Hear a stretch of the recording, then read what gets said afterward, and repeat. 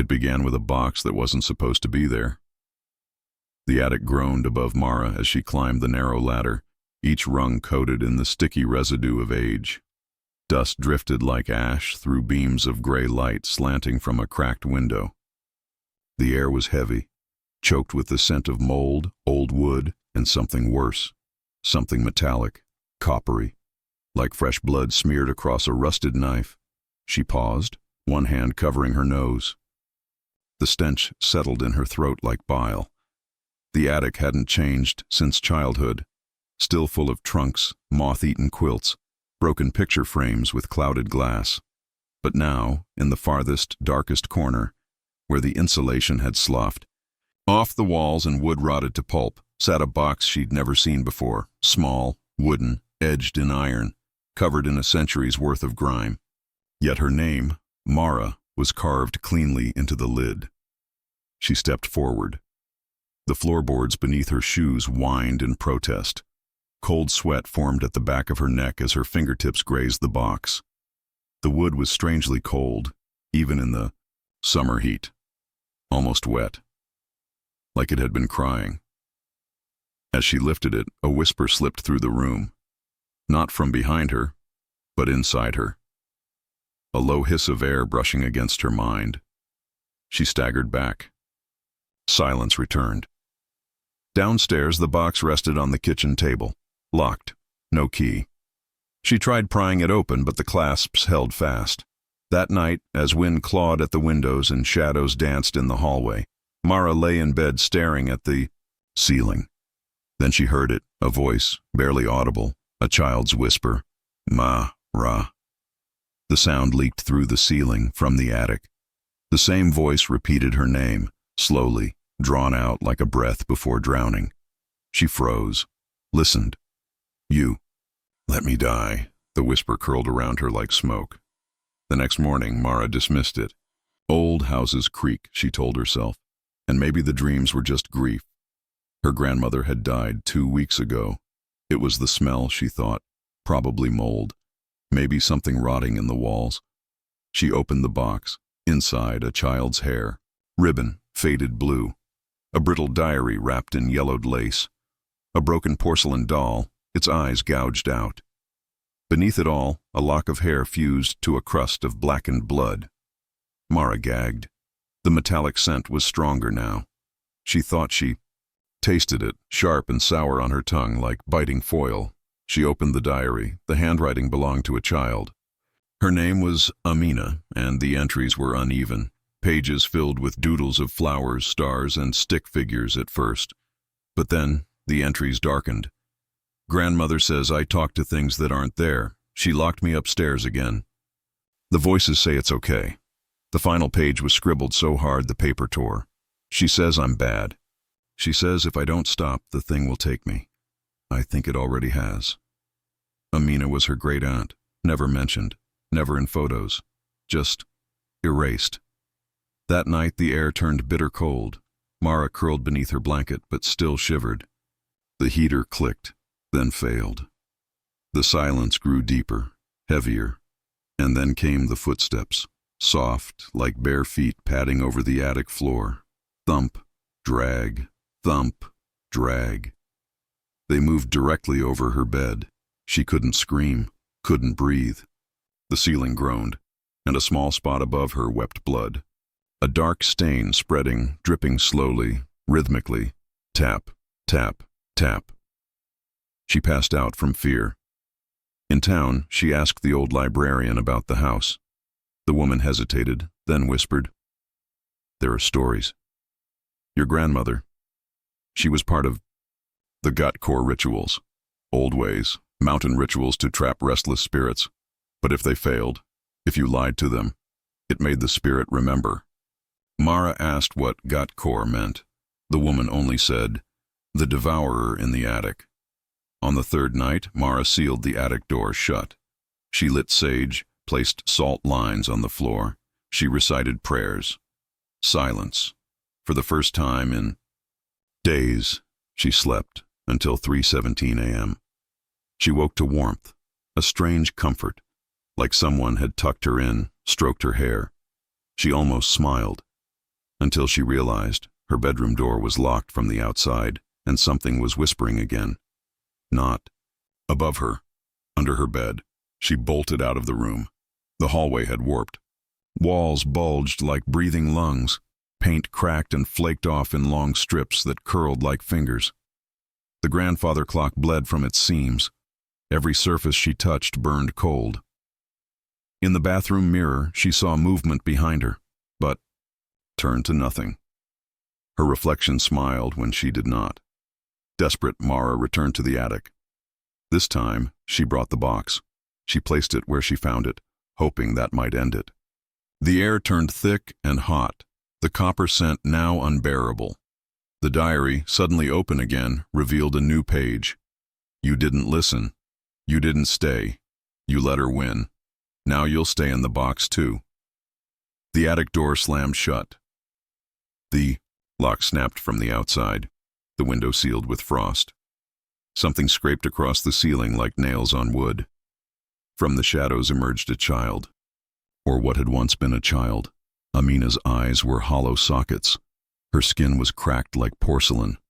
Her mouth split unnaturally wide, whispering with a voice that wasn't her own. She put me in the box. Now I'm putting you. Mara screamed, kicked, pounded the door.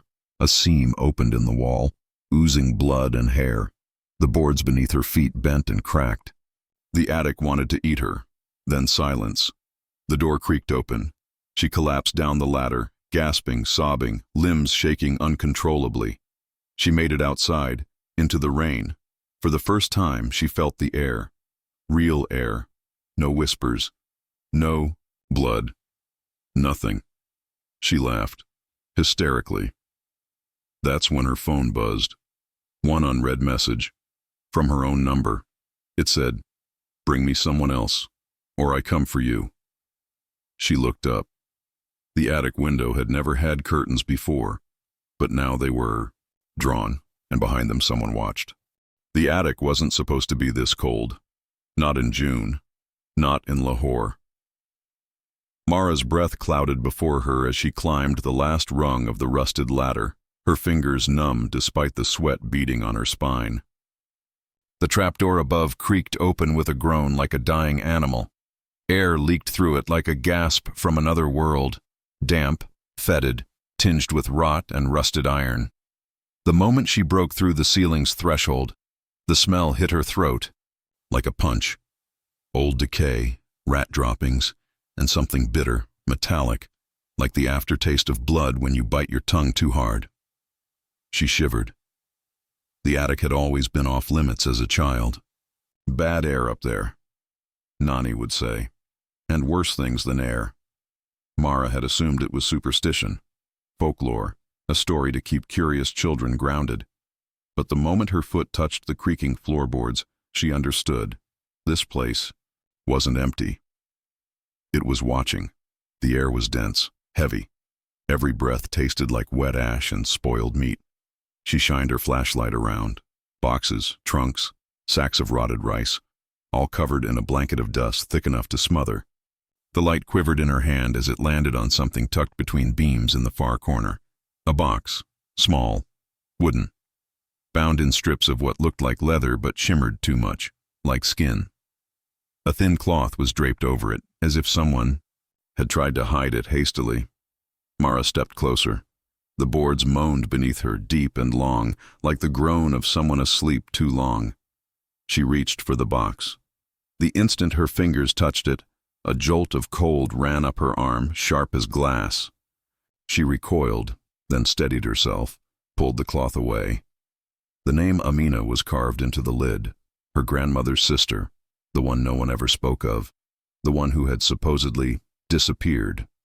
A whisper fluttered through the rafters.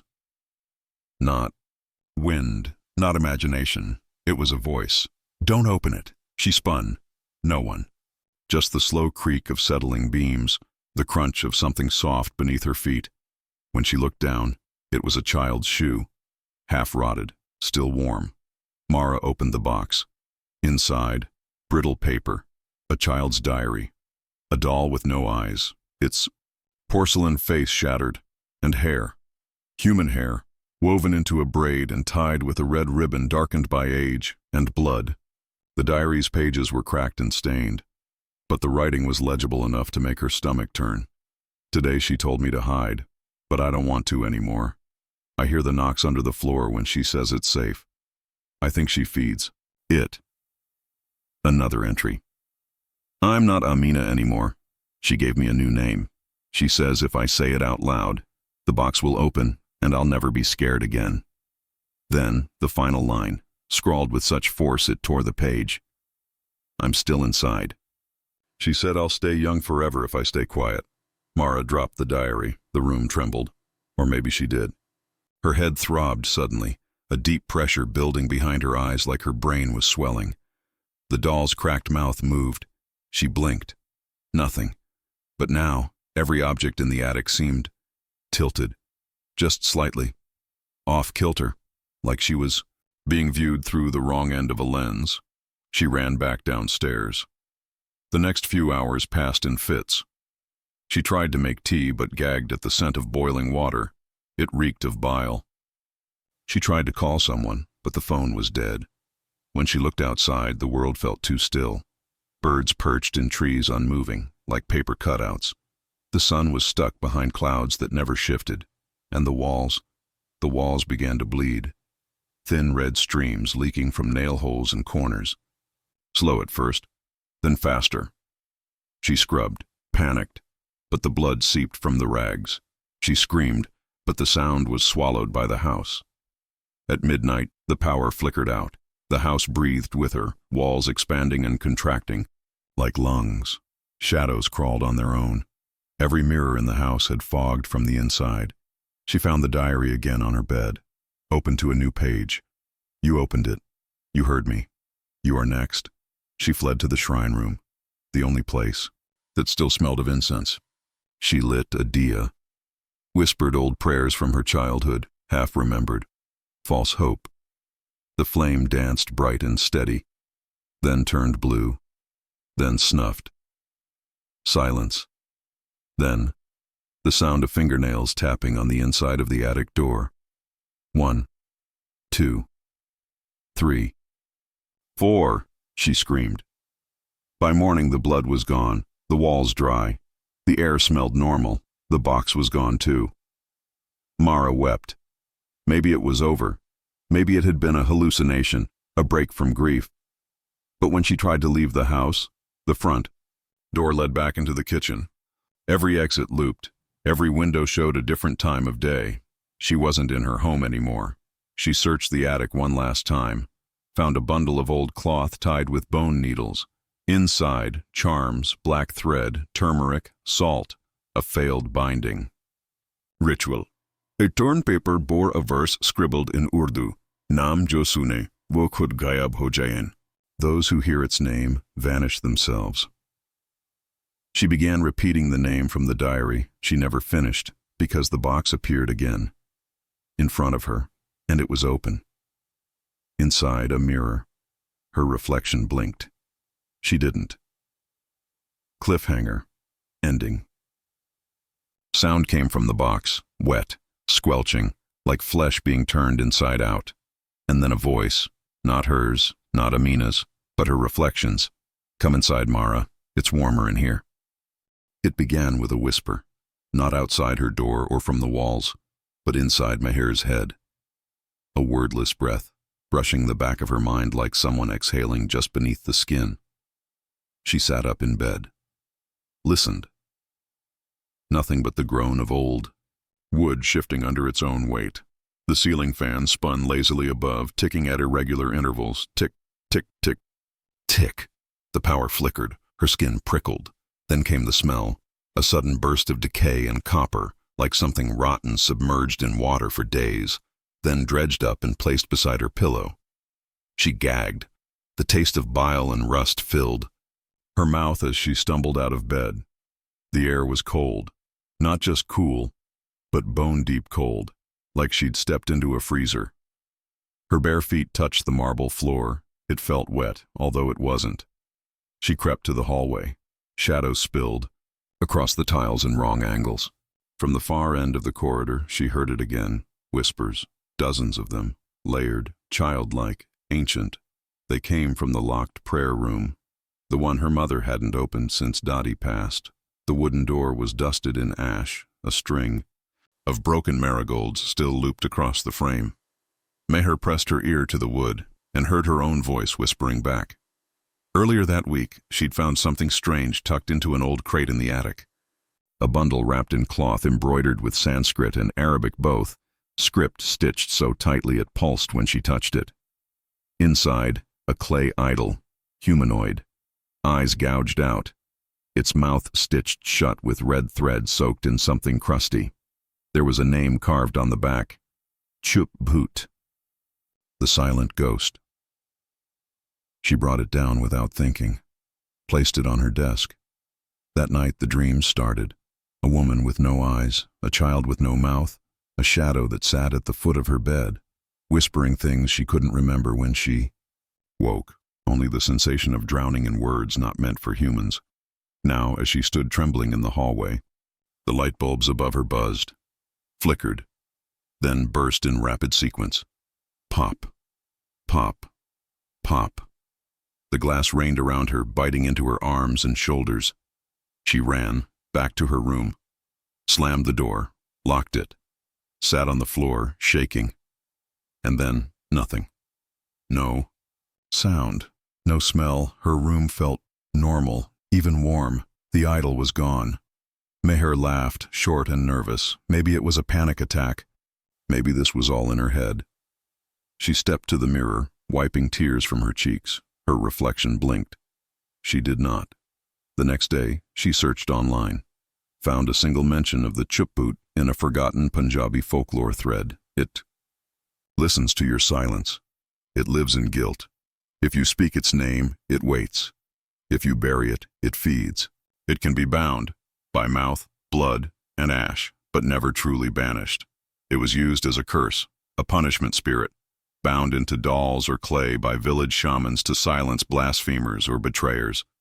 If the rituals weren't perfect, if even one word was wrong, it turned on the caster and lingered, waiting. By nightfall, Meher was unraveling. She covered every mirror, deleted voice notes, refused to speak. The shadows in the corners of the house were too dark, their edges too soft. The walls began to sweat, thick black rivulets that oozed down like ink. In the kitchen, all the knives were gone. In her room, the windows wouldn't open, and the idol was back, sitting neatly where she'd found it. A little closer this time. She gathered it in a towel, drove to the old part of the city, and threw it into the Ravi River. She came home feeling light, safe. The air smelled normal. Her mother even laughed that evening, first time in months. They had dinner, talked about work. Meher almost forgot the taste of blood in her mouth.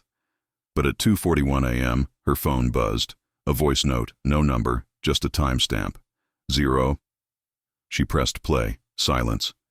Then, scraping, like fingernails dragging across. Brick, and her own voice, whispering, I never threw it away.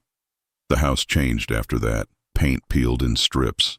The ceiling bloomed with black mold that pulsed faintly, like veins. Every time she blinked, the furniture shifted slightly, and the smell returned. Worse than before, a mix of burned hair, decayed meat, and wet dirt.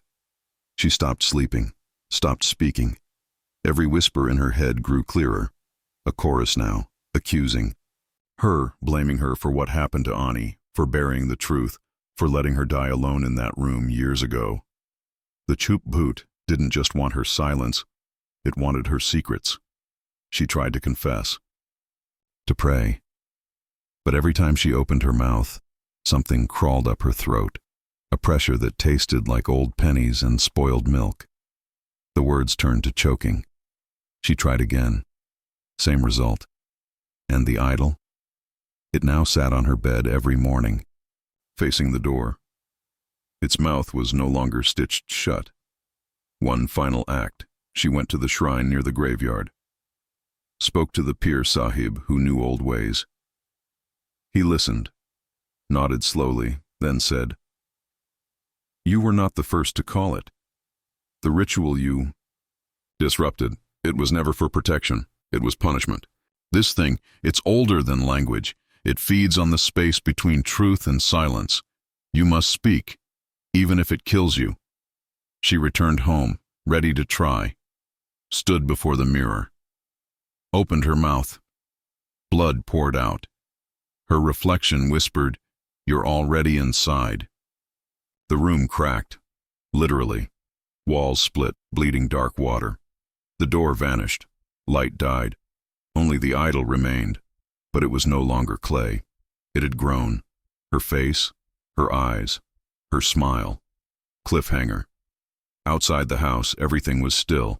But if someone had looked closely into the second-floor window, they'd see Meher staring out, blinking, smiling, and behind her, another Meher, mouth sewn shut, watching. Naila lit the last match and stepped inside the storage cellar beneath the old Haveli. The flame quivered violently before settling. The stone corridor swallowed the light. Damp air brushed her face like breath from a corpse. Sour, metallic, and thick with the stink of rot. The floor, uneven and slick, seemed to sweat beneath her bare feet. Her skin crawled. The walls dripped with something black that smelled like old copper coins left in rainwater. She heard it again. Whispers. Not words. Just the sound of lips moving, wetly inside the walls. Her ears throbbed. She pushed forward, deeper. The air grew colder, like each step took her further from the living world. The match hissed out. Darkness snapped shut like a jaw. She flicked her phone's flashlight on. The screen buzzed dimly. 4% battery. She kept moving. There had to be something down here. Something that explained the dreams, the smell, the voice of her dead sister calling her by name every night. At the far end of the cellar, she found the door. Old wood, reinforced with rusted iron nails driven in haphazardly, hundreds of them, as if someone had panicked, hammering blindly to keep something inside. Her breath fogged as she reached for the handle. The door was warm. It pulsed against her palm like a heartbeat. Naila flinched, then pulled it open. Inside, a single oil lamp flickering weakly beside a wooden altar. Symbols were painted across the stone floor, ancient smudged, drawn in what looked like blood and dried turmeric. Animal bones were arranged in concentric circles. In the center, a jar, half-shattered, leaking thick black tar that reeked of smoke and bile. A name was scratched into the stone. Bisat. She whispered it aloud. A gust of wind howled through the closed room. The flame of the oil lamp turned green, and her head split open with noise, a high stabbing screech like glass dragged across rusted metal. Then it stopped. On the altar sat a ledger, yellowed and brittle. Inside, pages filled with Urdu prayers, mantras in Sanskrit, and frantic notations in red ink. It was never meant to be summoned. The ritual was for banishment, not contact. I used the wrong oil. The thread snapped. It didn't leave, it watched. They called it Bisat because it plays with its prey. Always watching, always moving, like pieces on a board. Only silence holds it, silence and salt. A photograph slipped out, black and white. 4 villagers kneeling in front of the jar, heads bowed. A 5th stood behind them, face blurred. Not from time or where. The distortion looked intentional, like the photo had tried to forget him. Written on the back. He spoke the name. The ground opened. The lamp flickered out. Darkness returned, thicker this time, heavier. The phone battery died. Naila's own breath echoed too loudly in the room. Then the creaking started. Behind her, she spun. Something moved across the walls, not on them, inside. Black shapes writhing like worms beneath stone. The air began to vibrate, low and furious, like a warning. Then, a face appeared. For a moment, half-formed, blurred, mouth open. Naila screamed, but no sound came out. She turned and ran. The walls pulsed around her, leaking red liquid now, thick, warm and sticky. It dripped from the ceiling. The floor grabbed at her feet like wet hands pulling from below. She slipped, fell, bit her tongue. The taste of blood filled her mouth. She made it out just as morning broke. The Haveli above looked normal again. Empty, silent, even warm. Birds chirped. Sunlight touched the windows. She collapsed in the courtyard, gasping. The rot smell was gone. The jar wasn't in her hands. Maybe she imagined it. Maybe this was just a grief-triggered hallucination. Then her phone buzzed. Battery, 1%. A single image had been saved to her camera roll. The face. That same blurred face from the photograph. But now it was clear and smiling. She fled to the local shrine. Told the Sufi elder, Baba Javed, everything. He listened in silence, eyes clouded with fear. Then he handed her a small satchel of salt, ash, and crushed nettle root. We bound it once, in 1932, but the land was disturbed. The stone cracked. Salt lines were broken. No one has spoken its name in decades. She whispered, "I did." He stepped back, then whispered, "Then it knows you now. It doesn't kill. It plays. You're on the board." Back at the Haveli, everything was too still. She circled the house, salt in hand, chanting protection prayers. She sealed every mirror, poured holy water over the basement door. Hours passed. Nothing. She slept by the threshold, candle lit, salt surrounding her. At 3:17 a.m., she woke to laughter, high, childlike. Inside the salt circle, the candle turned black. She screamed. Cliffhanger. Ending morning. She stumbled into the village square, eyes bloodshot, face pale. In her hand, a note written in her own handwriting. "I said the name again in my sleep. The game has started." And carved into her palm, letters scabbed over BISAAT. It began with a mirror, or what looked like a mirror. Sundas had just come out of the shower, steam fogging the cracked glass above the sink in her grandmother's century-old Haveli. She wiped it clean with her palm. For a moment, her reflection didn't move. Not just delayed, still, expressionless. Her own mouth curled slowly upward in the mirror. But hers in the real world didn't. Then it whispered. Not a word. A sound. Like dry leaves crackling in her throat, except it came from the mirror itself. Her ears rang. Her mouth tasted metallic, thick like blood. She staggered back, knocking, over a rusted tin of talcum powder. It hit the floor with a hollow clang, spilling white dust like ash. She ran to her bedroom, heart hammering. It was a small room tucked in the southern wing, barely used since her daddy passed. The plaster on the walls flaked in damp curls, revealing brick veins. The ceiling fan spun slowly, blades humming a lazy rhythm, but now there was smoke in the air. Acrid, like burnt hair and old meat. She checked the window, locked. Curtains unmoved, then she saw it, a wet handprint on the wall. Small, child-sized, dripping. No children lived here. It was still fresh. The days blurred. Every night, the same thing. The mirror calling, the reflection smiling, even as she cried. Her dreams became doors she couldn't close. Visions of a girl buried alive, face twisted in rage. A girl bound in salt rope and red thread, nails hammered into her joints. In one dream, she saw a group of villagers chanting in a dialect she didn't understand, burning something that screamed without a mouth. When she woke, her tongue was bruised. Sundas tried speaking to her mother. The house is wrong. Something's inside it. Her mother only sighed. You shouldn't sleep in that room. It's where Dadi used to perform wazaif when she couldn't sleep. She had stories.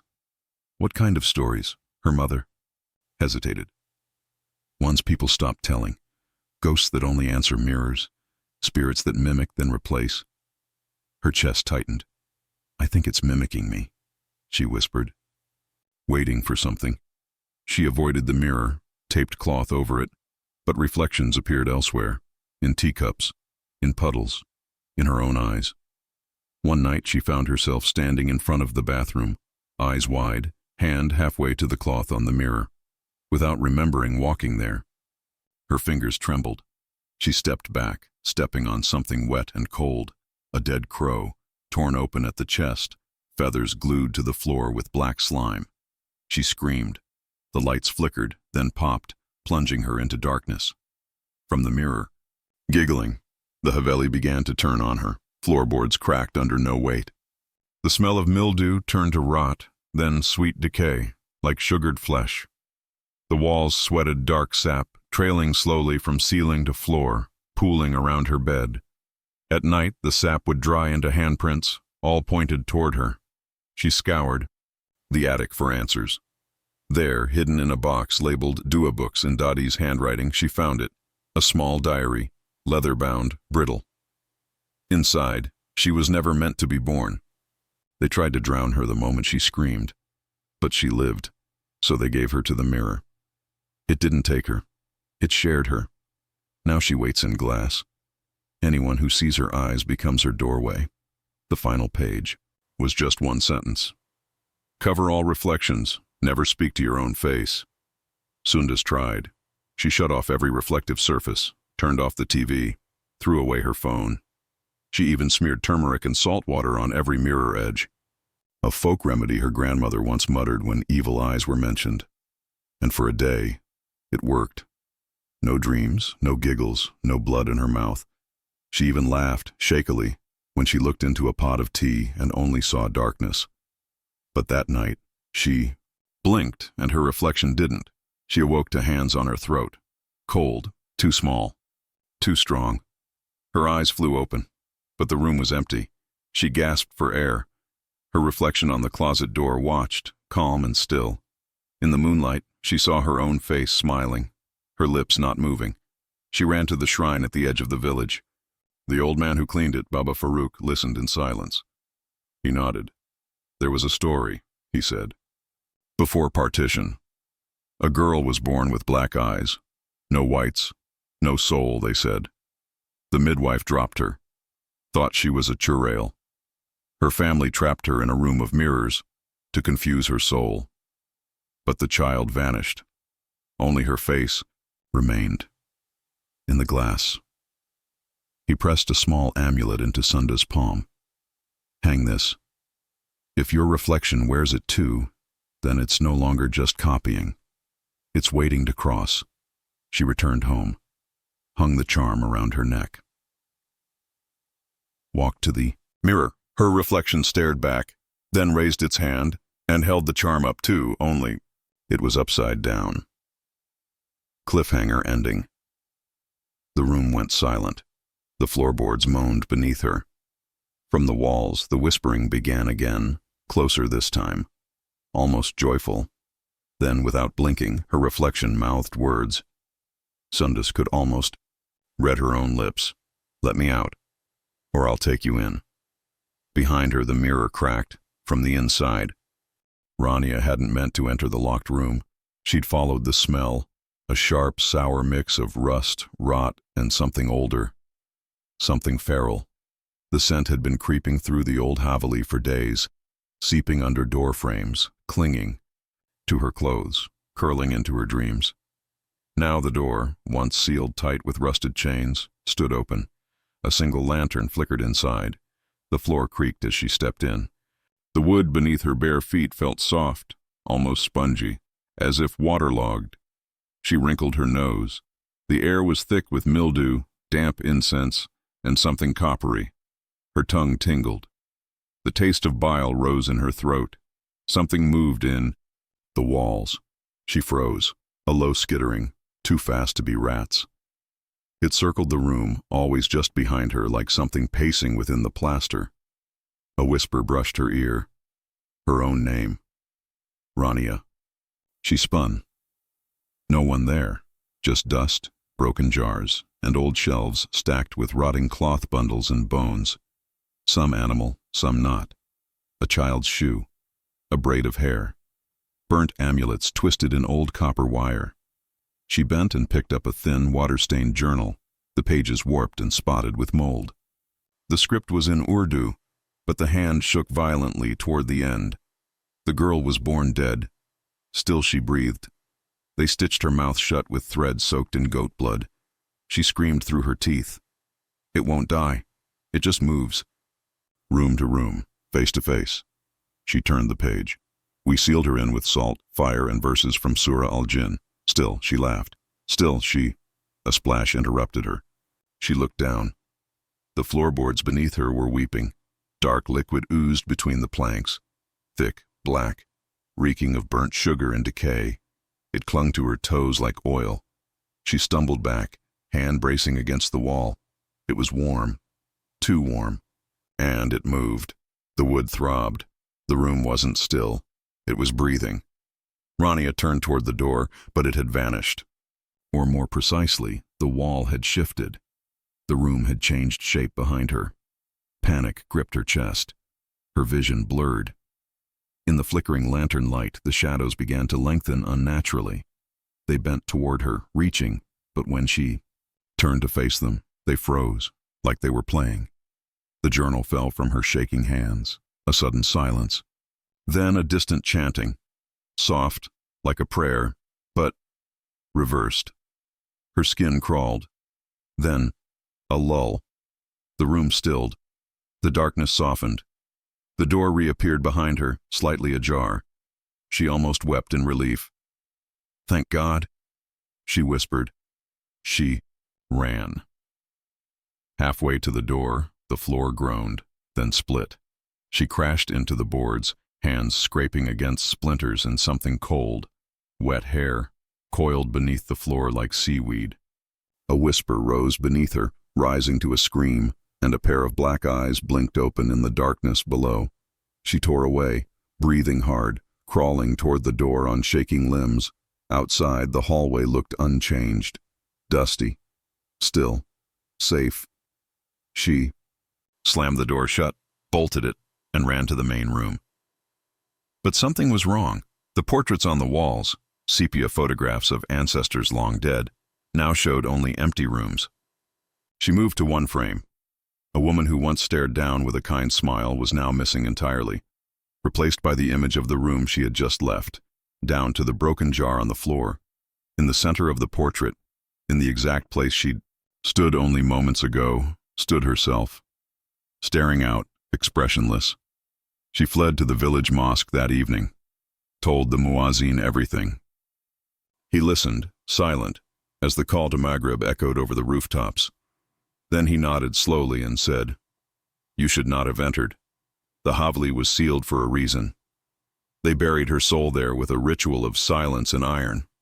He handed her an old cloth pouch containing black salt, dried neem leaves, and a shard of mirror glass etched with Quranic verse. "Place this on her reflection. If she breaks it, you still have time. If she smiles at it, run." That night, she returned with trembling fingers. The room was dark again. The mirror on the dresser, once shattered, had pieced itself back. Together, Rania stepped forward, pouch in hand. She could see her reflection clearly now. It stared back, no smile, just deep, empty eyes. She raised the shard, her reflection raised it too. Then tilted its head the other way. Not mirrored. Independent. It smiled. Cliffhanger. Ending. Her reflection pressed its palm to the glass. A handprint appeared, on her side. She thought it was over. The room was quiet now. No whispers, no shadows. Just the creak of her breathing and the cold throb of blood in her ears. Rania stood in front of the mirror again, the shard with Quranic verses gripped in her hand. Her reflection mimicked her perfectly now. No independent movements, no tilt of the head, no lingering smile. Had she won? She pressed the shard to the glass. No reaction.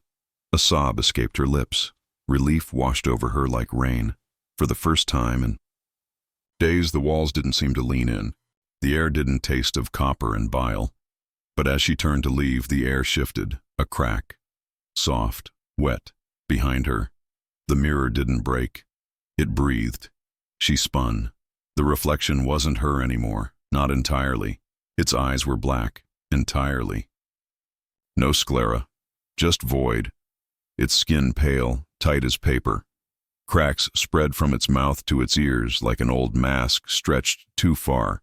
It reached up, from inside the mirror, and began peeling its skin off. The glass didn't ripple. It bled. Thick tar-black fluid oozed from the edges of the frame. The fluid hissed when it hit the floor. Smoke rose. The scent hit her like a fist, burnt flesh, sweet rot, metal, and wet soil. She screamed. Behind her, the walls groaned, a low, bone-deep sound, like a whale mourning beneath the earth. Cracks spread across the plaster, oozing sap-colored fluid. Faces bubbled beneath the paint, frozen in silent agony, eyes wide, mouths sewn shut. They moved beneath the surface. She backed. Away, tripping over a half-burnt prayer rug. Her fingers scraped the floor. Cold, wet, hair. She looked down, a plait still braided, twitching like it was alive. Suddenly the lights flickered, and she saw them. Children, dozens of them, hanging from the ceiling like marionettes, their limbs limp, their eyes sewn shut with black thread. One turned slowly toward her. Its lips whispered through blood-stained thread, "You let her out." Rania scrambled toward the door, heart jackhammering. She flung it open, and the corridor was gone. Instead, a forest of glass. Mirrors of all shapes and sizes, each reflecting something wrong. Her face, but older, dead, burned, smiling. She turned. Back.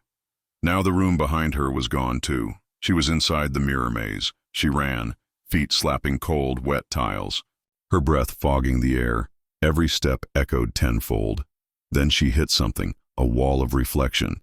But her reflection wasn't there. Instead, it was a girl, 7, maybe 8, in tattered white, black eyes, smiling, holding something, a baby's skull. She raised a finger to her lips. Shh. Rania dropped the shard. Her knees buckled. The whispers came again. Every direction, overlapping. She was born during the eclipse. They tried to drown her in goat's blood. The imam said she wasn't human. They used copper pins through her hands, salt rings. Still, she laughed. The sound rose, not in volume, but in density. A storm of secrets slamming against her skull. Her nose bled. Her tongue tasted iron and fire. She fell. On the ground lay a book. Its pages smelled of mold, fire, and frankincense. She flipped through it. Scrawled inside were old Urdu incantations, diagrams of protection circles, and drawings of a girl without eyes. At the center, a prayer marked in red. Ya muqallib al-qulub, kul al-haq min rabbikum. Let the tongue of the dead speak only lies. Let the mirror break before it becomes door. It was underlined 3 times, but the last page was newer, written in English. If you see your reflection smile on its own, it's already too late. She stared, and then, behind her, a giggle. She bolted up, her breath tearing out of her lungs. Running through glass corridors, she began muttering every verse she knew. Ayatul Kursi, Surah al-Ikhlas. Anything. The air grew heavy. Walls wept. Red water. The mirrors began showing memories she never had. Births, deaths, funerals, all featuring her face but not her soul. One mirror showed her burying a child alive, whispering lullabies. One showed her dragging her grandmother's corpse down a hallway. One showed her smiling as her mother burned. She screamed again. Then silence. The corridor ended in a door, wooden, carved with verses, a prayer mat laid in front. Hope bloomed in her chest. She whispered, "Please." She knelt, pressed her head to the mat, and the smell hit her. Not incense. Not purity. Rot. She looked up. The mat wasn't woven. It was stitched skin, and the prayer was carved in reverse. The door opened by itself. Inside, the same room she had left before, but older, rotten, bones arranged in circles, her own face on. The wall. Stitched into the wallpaper, eyes moving. She collapsed. Mind fraying. She didn't know how long she lay there. Time stopped making sense. She heard her mother's voice calling her to dinner. Her grandmother's soft hum from a forgotten lullaby. The sound of the azan from a masjid that didn't exist. She wept, laughed, hummed, Then she stood, smiling. She walked to the mirror. Her reflection waited. It was her again. Normal. She raised her hand. It followed. She stepped forward. The glass rippled. Cliffhanger. Ending. From outside the Haveli, a child's voice whispered to a passerby. "Did you hear? Someone moved in again. That house eats people." The man paused, looked at the Haveli. Its windows gleamed, like mirrors in moonlight. And behind one window, a woman stood, smiling. Was it Rania, or something else? Wearing her face. Rania should never have gone back inside. The door slammed shut behind her with a heavy, meaty thud, sealing out the last of the light. Darkness fell instantly, too fast, too complete. Her ears rang. Her hands trembled. Then came the whispers. Soft at first, like silk brushing over stone. They slithered into her ears, each syllable curling under her skin like worms. She couldn't understand the words, but they pulled at something ancient in her blood, something that remembered being afraid before it ever knew language. The air thickened, smelled of rot, like old meat left under wet rugs. Copper filled her nostrils. Blood. She gagged. Her mouth tasted like iron and bile, and when she spit, something moved in the saliva. Her bare feet brushed across the floor. Slick. Not with water, but something slimy and fibrous, like skin that's been underwater too long. Something squelched. Then she felt it. A breath. On her neck. She turned. No one. Just the mirror. And in the mirror, not her reflection. The girl was back. Only now, she had no face. Rania backed away. Her fingers scraped along the wall. The plaster was wet, sticky, warm. It pulsed faintly like flesh. Her fingernails came away red. The wall was bleeding. She screamed. No sound left her throat. She stumbled toward the center of the room where a broken cradle sat. She hadn't noticed it before. Now it rocked. Slowly, emptily. Inside, nestled in mold-streaked cloth, lay a doll with no eyes. A small tag sewn into its chest read in faded Urdu, Zara bint Jamila. Born still. Returned wrong. Rania's mind reeled. She had heard the stories as a child, about the cursed girl born under the Ramzan eclipse, whose soul refused to leave her body. The elders claimed they had buried her with iron pins through her wrists and mouth, tied her to silence with black salt and sacred smoke. But something had gone wrong. The body was buried. The soul remained. Beneath the cradle, she saw a box. She opened it. Inside, teeth. Dozens. Too many for a child. Too small for an adult. Still bloody. A small, scorched page fell from the lid. It read, "We burned her tongue. Still she spoke. We blinded her. Still she watched. We sealed her room. But she was already in the mirrors." Rania dropped the paper. Her heart slammed against her ribs. She couldn't breathe. The walls whispered louder now. Her name. Rania. Rania. Come. She ran. Toward the door. But it had vanished again, melted into the wall. She clawed at it, nails scraping against oozing. Plaster. The wall responded. It sighed. Then it laughed. Behind her the mirror cracked. She turned. A figure crawled out. Not walked, crawled. Upside down. Back arched unnaturally. Its limbs dragged beneath it, twisted, bone poking through skin. It wore her face. But wrong. Lips sewn. Eyes burned black. It moved with wet snapping sounds like someone chewing cartilage. Rania screamed. She backed into the corner, whispering prayers. Bismillah. A'uzu billahi minash shaitan. The thing paused. Its head jerked sideways. Then it stopped. Still, silent. Gone. She blinked. Was it over? The mirror was empty. The walls quiet. She stood. False hope bloomed. Just a dream. Just her mind. She turned toward where the door should be and walked into herself, or someone wearing her skin. This version of her smiled. Its smile ripped too wide, extending into its cheeks like carved meat. The lips peeled back slowly, revealing row upon row of blackened teeth sharp as nails. Its fingers dug into her shoulders. Rania screamed. The flesh on her face peeled back, falling in ribbons. Her vision swam. She couldn't tell which one she was anymore. Then a bell rang, soft, faint. A village bell, the old Maghrib bell, even though the village no longer used it. The room froze. The whispers stopped.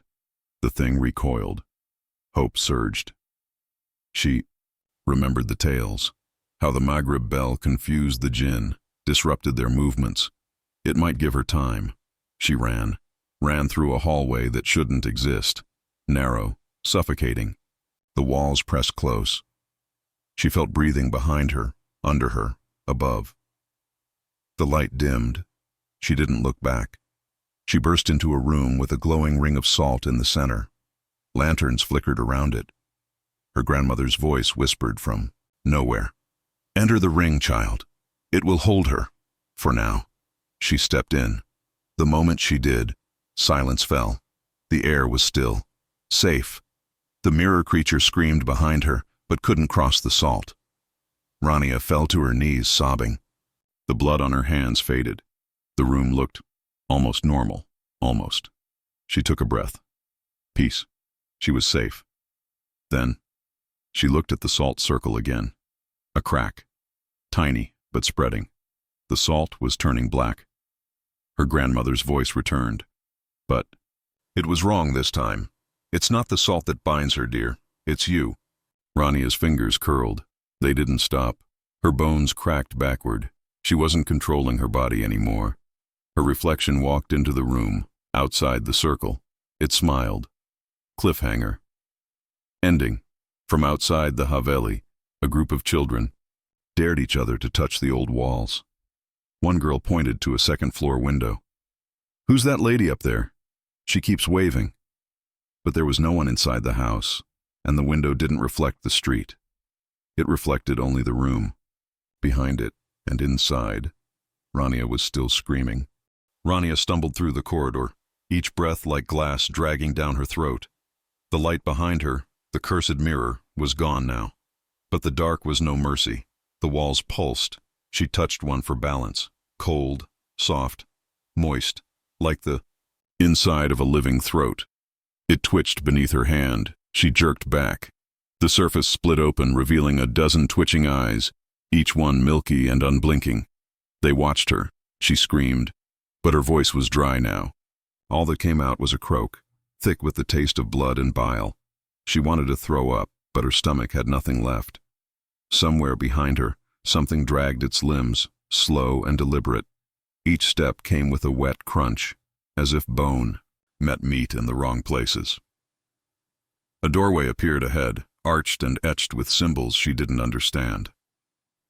False hope stirred. She rushed through. Inside, stillness.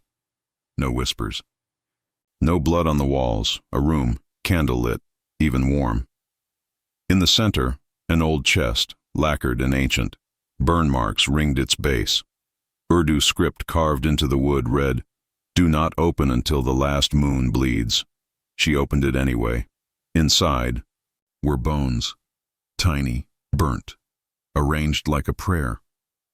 A scroll sat atop them, brittle and blackened. She unfolded it with trembling fingers, and the backstory came flooding in. The entity's origin, Zahra bint Jamila. Born in silence, breathless, cold. She did not cry, she did not blink, but she looked. She watched. The midwife screamed. The goats outside began to rot within minutes. Her father drowned himself in the ablution pool without a sound. The village imam declared her jinn-born, not of this plane. Not meant to be seen by human eyes. They tried it all. Salt lines soaked in goat's milk, surahs carved into copper and buried in the four corners of the house. A woman who read the Quran backward, believed to trick wandering souls. Nothing worked, so they locked her in a mirror, a trap of reflection. But mirrors, they crack, and cracks become doorways. The candlelight flickered. Rania looked up. The walls were bleeding again, thick, dark blood, running down in silent streams, forming shapes in the floor. One looked like a child. Another, like her. Her knees gave way. She laughed, not in joy, in release. The kind of laugh someone gives when they realize they're already dead. Her head tilted. The ceiling above writhed. It was covered in human teeth, embedded like tiles, each one chattering softly. The sound was constant, click, click, click, 1,000 little mouths praying, weeping, screaming. Rania dragged herself to the wall. There, scrawled in nail-blood Urdu, "You are the last vessel. You woke her. You wore her skin. Now she will wear." Yours, she remembered now. That dream she had as a child, the one where she looked in a mirror and saw a girl crying blood. That wasn't a dream. That was her first contact. The rituals her grandmother had her do before bed, not for protection. They were containment. And when her grandmother died, the containment failed. Suddenly, silence. No more teeth, no more blood. The air cleared. Even the smell, the constant copper, bile, rot, was gone. Rania blinked. The room was empty. Plain white walls, a single prayer rug, a fresh Quran sat atop a wooden stand. She crawled to it, weeping. This was it. The end. Salvation. She opened the holy book. The pages were blank, and then the rug moved, not like something underneath.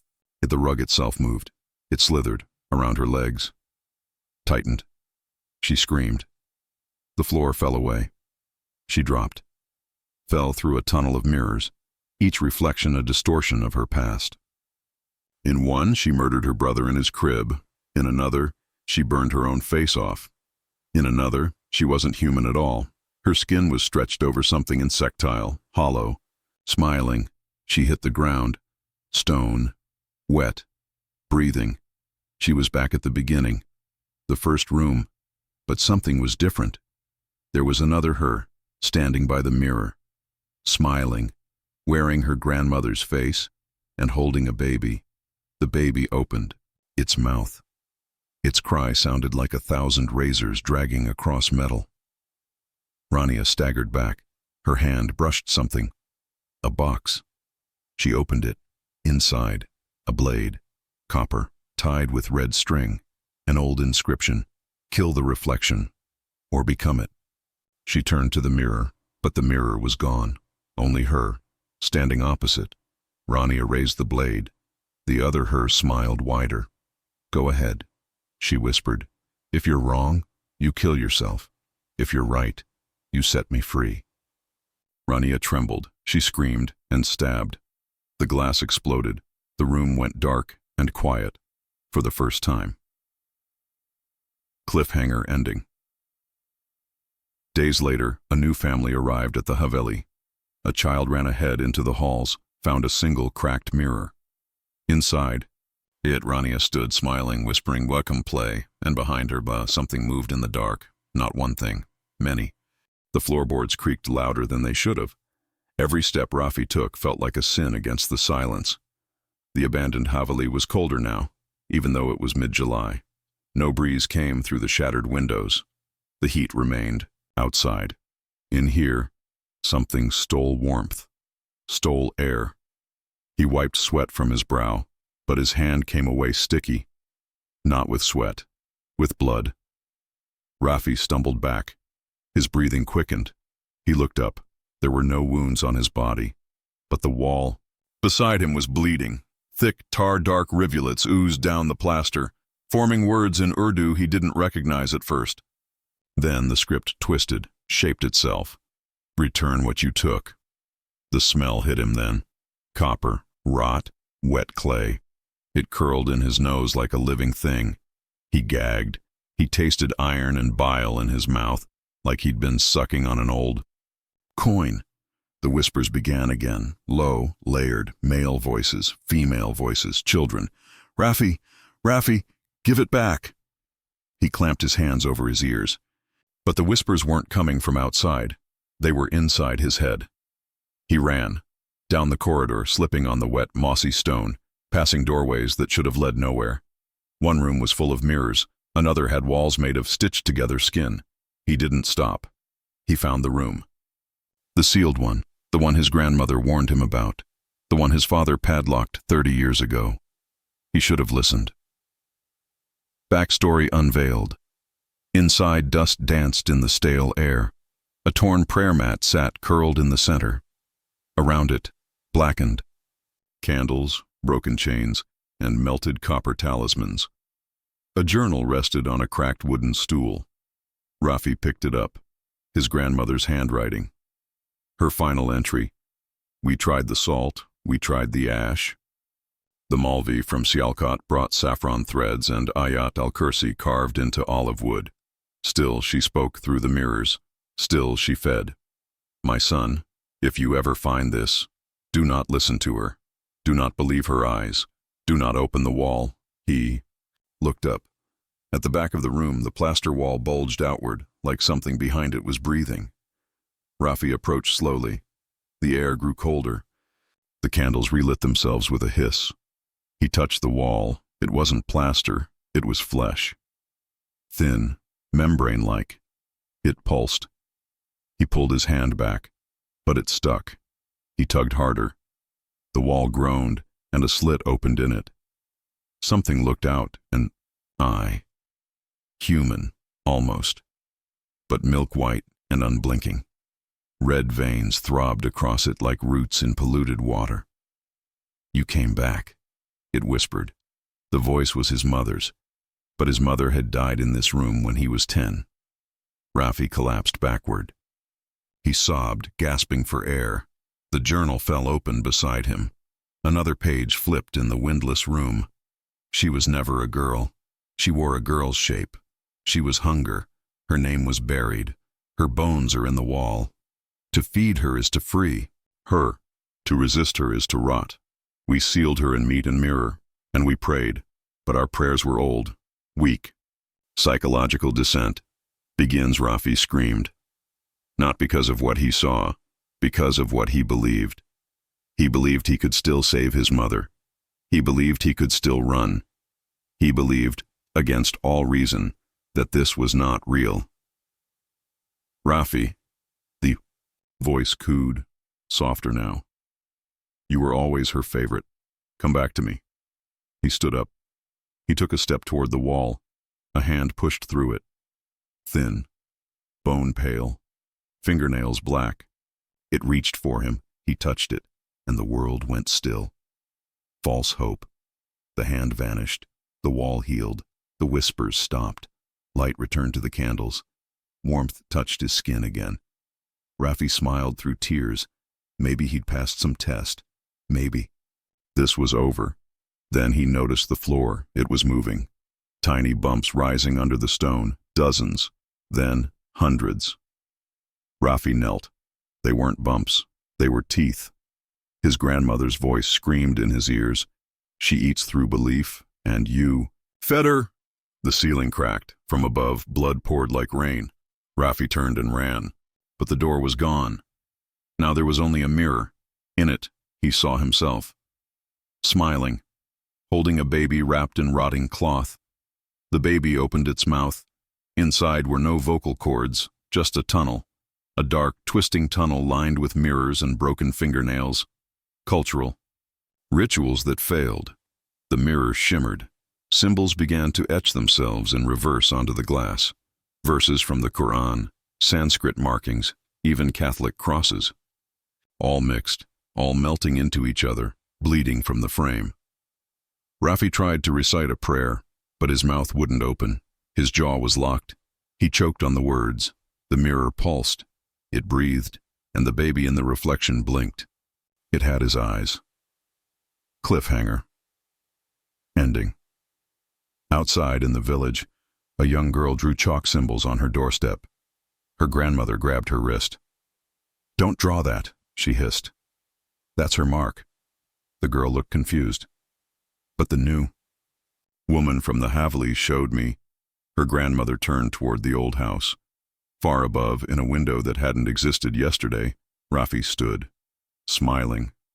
Behind him, something towered, all teeth, and watching.